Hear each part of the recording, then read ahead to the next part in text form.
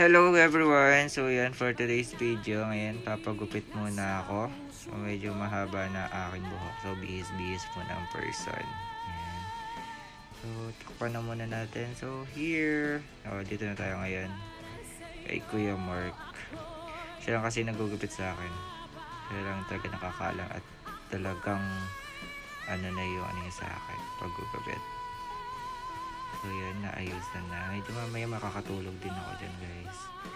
So yun, for today's video muna, ito lang muna aking ihahandog. So guys, ayan. Sa mga gusto magpa-follow, follow nyo lang ako. Then follow back ko kayo guys. Ayan. Diba?